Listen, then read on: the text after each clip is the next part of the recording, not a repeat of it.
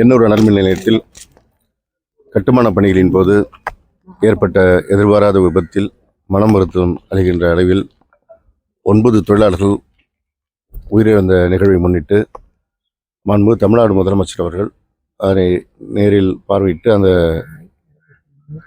பாதிக்கப்பட்டவர்களுக்கு நிவாரணம் வழங்குவதற்கான நடவடிக்கைகள் எடுப்பதற்கும் உத்தரவிட்டதன் அடிப்படையில் காலையில் ஸ்டான்லி மருத்துவமனையில் உயிரிழந்த 9 நபர்களுடைய உடல்களை பார்வையிட்டோம்.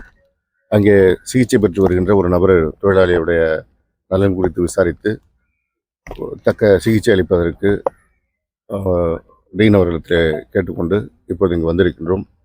இந்த விபத்து குறித்த தகவல்களை மாண்புமிகு முதல்வரிடத்தில் தெரிவிக்க இருக்கின்றோம். நாம் இந்த கட்டுமான பணிகளை பெல் நிறுவனம் எடுத்திருக்கின்ற ஒப்பந்த அடிப்படையில் அவர்களிடத்திலே மெட்டல் கர்மா என்ற நிறுவனம் இந்த பணிகளை செய்து வருகிறது. இந்த பணிகள் நடைபெற்ற போது நேற்று மாலை எதிர்பாராத இந்த விபத்து நிகழ்வுற்றிருக்கிறது. அதில் உயிரிழந்திருக்கின்ற 9 பேரும் அஸ்ஸாம் மாநிலத்தை சேர்ந்த தொழிலாளர்கள். காயமடைந்து சிகிச்சை பெற்று வருகின்ற நபர் ஜார்க்கண்ட் மாநிலத்தை சேர்ந்த தொழிலாளி.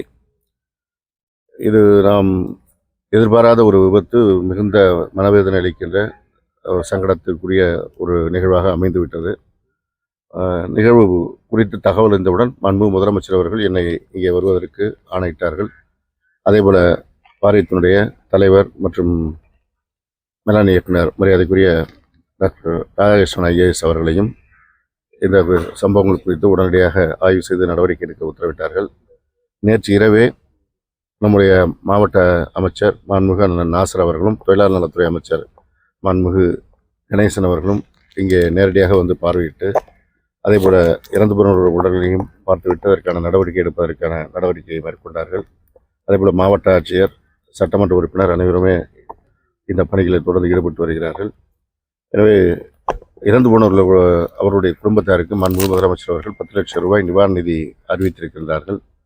மேற்கொண்டு இது விபத்து காரணமாக வழங்கப்படுகின்ற இழப்பீடுகளை அவர்கள் பெற்றுத் தருவதற்கான நடவடிக்கை மேற்கொள்ளப்படும். சார், இப்போ விபத்து நடந்த அந்த பாதிக்கப்பட்ட குடும்பங்களை பார்த்து நம்ம தமிழக அரசு சார்பாக யாராச்சும் போய் பேசியிருக்காங்க? நம்முடைய மாவட்ட ஆட்சியர் அவர்கள் அந்த மாவட்டத்தை சேர்ந்த மாவட்ட ஆட்சியரத்தை தொடர்பு கொண்டு அவர்கள் குடும்பத்தாருக்கான அந்த செய்திகளை தெரிவித்துக் கொண்டிருக்கிறார்கள். அவங்க சடலங்களை கொண்டு செல்ல இந்த மாதிரி நடவடிக்கை அவருடைய உடற்கூறு ஆய்வு நடைபெற இருக்கிறது. அது முடிவு பெற்ற பிறகு எம்பாமிங் என்கின்ற அந்த உடல்கள் பாதிக்கப்படாமல் இருப்பதற்கான அந்த நடைமுறை செய்யப்பட்டு விமானத்தின் மூலம் அவர்களுடைய உடல் அஸ்ஸாம் செல்வதற்கு நடவடிக்கை எடுக்கப்படுகிறது. சார், இந்த கன்ஸ்ட்ரக்ஷன் டோட்டலாக ஃபுல்லாக கொலாப்ஸ் ஆகி விழுந்ததா சொல்கிறாங்க. அதாவது இந்த நிறுவனம், இந்த மெட்டல் கர்மா என்ற நிறுவனம் வந்து ரொம்ப பிரசித்தி பெற்ற ஒரு நிறுவனம்னு சொல்கிறாங்க. ஆனால் டோட்டலாக கொலாப்ஸ் ஆகி விழுற அளவுக்கு இது நடந்திருக்குன்னா அப்போ அவங்க எவ்வளோ பெரிய தவறு செய்திருப்பாங்கன்னு. இல்லை, முழுவதும் கொலாப்ஸ் ஆகல. நம்ம பார்க்குறோம், அது ஒரு 8 பேர் இருக்கிறதுல ஒரு 3 பேர் இது நடைபெற்றிருக்கிறது. நீங்களே சொன்னது போல் அந்த நிறுவனம் இதில் பிரசித்தி பெற்ற நிறுவனம், இதில் தொழில் திறமை வாய்ந்த நிறுவனம். அதனால்தான் பெல் நிறுவனம் மூலமாக அவர்கள் இந்த பணியை செய்து வருகிறார்கள்.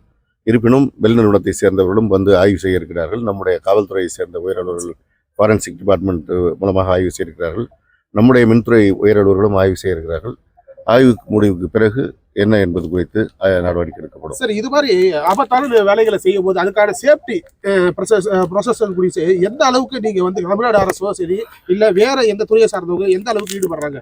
இல்லை, இது தமிழ்நாடு அரசு மாத்திரமல்ல, உலக அளவில் இதற்கென்று சில நடைமுறைகள் இருக்கிறது. இது போன்ற பெரும் கட்டுமான பணிகள் நடைபெறுகின்ற பொழுது அதற்கு என்ன முன்னேற்பாடு நடவடிக்கை எடுக்க வேண்டும் என்பது, அந்த அடிப்படையில் அவர்கள் அதற்கான முன்னேற்பாடுகளோடு தான் இந்த பணியை செய்திருக்கிறார்கள் என்பது முதற்கட்டமாக தெரிய வருகிறது.